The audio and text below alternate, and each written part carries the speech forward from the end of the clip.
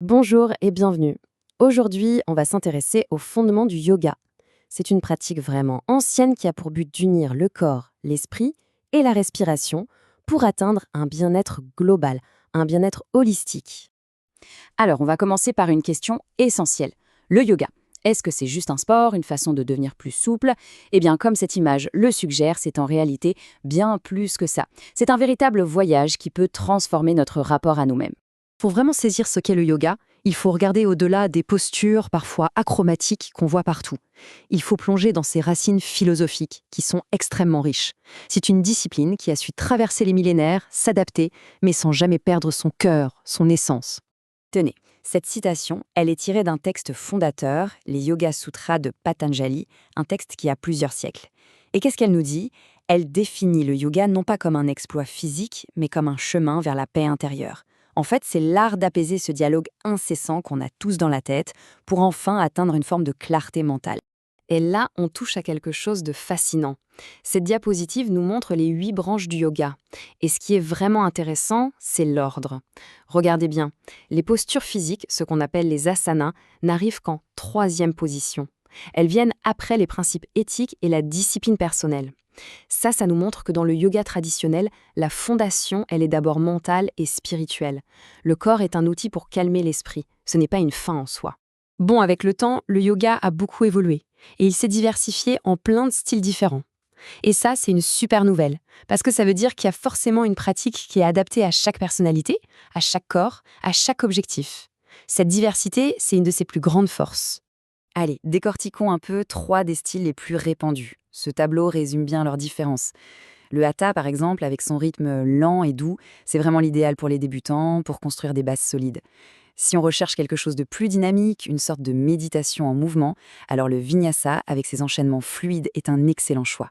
Et puis il y a le yin. Là, c'est tout l'inverse. On reste immobile dans les postures, très longtemps, pour un travail en profondeur qui invite à la patience et à l'introspection. Et attention, la liste est loin d'être terminée. Le monde du yoga est d'une richesse incroyable. Il y a des pratiques spécialisées pour à peu près tous les besoins, que l'on cherche l'énergie avec le kundalini, la précision millimétrée avec l'iyengar ou une relaxation totale avec le restaurative. D'accord. Après la théorie, passons un peu à la pratique. On va se pencher sur quelques postures fondamentales, celles qui constituent vraiment les piliers d'une séance de yoga. C'est la base sur laquelle tout le reste va pouvoir se construire. On commence par la base au sens littéral du terme, les postures debout, comme la posture de l'arbre qu'on voit ici. Elles sont absolument essentielles pour développer la force, l'équilibre et surtout pour cultiver une connexion solide avec le sol, un sentiment d'ancrage. C'est vraiment le socle de la pratique. Ah, la posture du guerrier 2. Elle est iconique. Elle fait bien plus que renforcer les jambes. Elle nous enseigne la détermination, la concentration. C'est une posture qui ouvre les hanches, les épaules, tout en nous demandant de cultiver une véritable force intérieure, un calme puissant. Après la force des postures debout, on va chercher un peu plus de calme, d'intériorité. Et pour ça, les postures assises sont parfaites. Elles aident à gagner en souplesse, notamment dans les hanches et à l'arrière des jambes, et elles favorisent une concentration très calme, très intérieure. Ce sont de super postures pour préparer le corps et l'esprit à la méditation. La posture du papillon est particulièrement intéressante. En ouvrant les hanches et l'intérieur des cuisses, elle est géniale pour préparer le corps à rester assis plus longtemps, en méditation par exemple, mais elle est aussi très efficace pour soulager les tensions qui s'accumulent, surtout si on passe beaucoup de temps en position assise au quotidien. Passons aux inversions, c'est-à-dire toutes les postures où la tête se retrouve plus basse que le cœur. Rien que le mot peut faire un peu peur, mais elles offrent des bienfaits uniques et, contrairement à ce qu'on pense, beaucoup sont étonnamment accessibles même pour les débutants. Elles changent littéralement notre perspective. Et l'inversion la plus connue du yoga, c'est sans doute le chien tête en bas. C'est une posture géniale, une combinaison parfaite de renforcement et d'étirement pour tout le corps.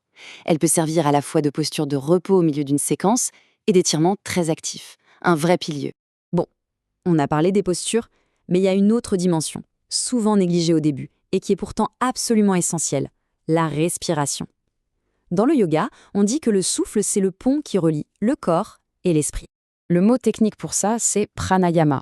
C'est l'art d'utiliser des techniques de respiration bien spécifiques pour influencer directement notre état mental et émotionnel. C'est un outil incroyablement puissant. En modulant notre souffle, on transforme notre état intérieur. Voici un exemple, la respiration alternée ou Nadi Shodhana. C'est une technique super efficace pour calmer le système nerveux et pour équilibrer les deux hémisphères du cerveau. C'est un excellent moyen de se préparer à une méditation ou simplement de retrouver son calme. Maintenant, abordons un point absolument crucial. Pour construire une pratique qui dure dans le temps, il faut apprendre à l'aborder en toute sécurité, avec beaucoup de conscience de soi. Il faut se rappeler que le yoga est un marathon, pas un sprint. S'il n'y avait qu'une seule chose à retenir, ce serait celle-ci. Le yoga est une pratique d'exploration, ce n'est pas une performance. Le but n'est jamais de réussir une posture à tout prix. La douleur n'est jamais, au grand jamais, un objectif. C'est un signal d'alarme qu'il faut écouter et respecter immédiatement. Et pour ça, il faut apprendre à faire la différence entre un inconfort productif, la sensation d'un muscle qui travaille, qui s'étire sainement, et une douleur réelle, qui elle est vive, aiguë, parfois brûlante. Comprendre cette distinction est fondamental pour éviter les blessures. La première construit la pratique, la seconde la détruit. Bien sûr, les ressources en ligne sont formidables, il y a de quoi faire. Mais surtout au début, travailler avec un instructeur, une personne formée, c'est vraiment inestimable. Pour la sécurité, pour la technique, pour avoir un regard extérieur bienveillant qu'on ne peut tout simplement pas avoir sur soi-même. Et pour finir, on en revient à l'idée la plus importante. Comme le dit si bien cette citation, les vrais bénéfices du yoga, la patience, la conscience de soi, l'équilibre, tout ça, ça s'étend bien au-delà du tapis. Ça infuse petit à petit tous les aspects de notre vie. Voilà, le chemin du yoga, c'est un parcours très personnel de découverte de soi. Il n'y a pas de posture parfaite à atteindre, il y a juste la posture qui est juste pour soi, ici et maintenant. Le pas le plus important finalement, c'est tout simplement le premier.